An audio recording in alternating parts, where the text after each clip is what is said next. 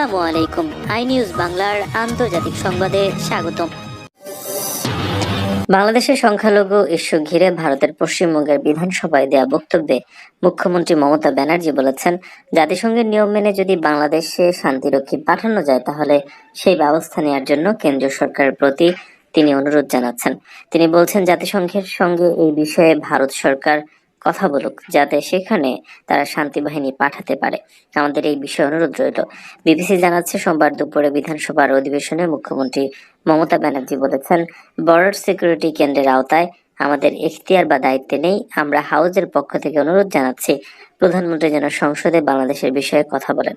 যদি প্রধানমন্ত্রীর অসুবিধা থাকে কোনো ব্যাপারে, তাহলে পররাষ্ট্রমন্ত্রী যেন সংসদে বিবৃতি দিয়ে জানান যে কেন্দ্র এই বিষয়ে কি সিদ্ধান্ত নিয়েছে। মুখ্যমন্ত্রী বলেছেন, আমার দ্বিতীয় পরামর্শ, যদি এই জাতীয় ঘটনা ঘটতে থাকে তাহলে আমরা আমাদের লোকদের ফিরিয়ে আনবো। সরকার উদ্যোগ নেবে। তারা ফিরে আসলে থাকার খাওয়ার কোনো সমস্যা হবে না। কোনো ভারতীয়ের ওপর অত্যাচার হবে সেটা আমরা হতে দিতে পারি না। ভারতীয়দের উপর অত্যাচার বলতে তিনি কাদের বুঝিয়েছেন তা ওই বক্তব্যে পরিষ্কার করেননি। দুই দেশের মধ্যে বর্তমান টানাপোড়েনকে কেন্দ্র করে বাংলাদেশের সঙ্গে সীমান্তবর্তী অঞ্চলে যে উদ্বেগের আবহাওয়া রয়েছে, সেই আবহে সুরক্ষা নিশ্চিত করার বিষয়ে রাজ্য কি করতে পারে সে বিষয়ে কেন্দ্রের কাছ থেকে পরামর্শ চেয়েছেন তিনি।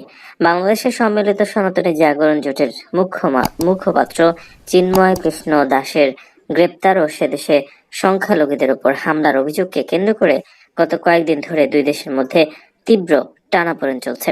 এই ঘটনাকে কেন্দ্র করে কলকাতা এবং সীমান্তবর্তী অঞ্চল সহ রাজ্যের একাধিক অংশে বিক্ষোভ প্রদর্শন হয়েছে।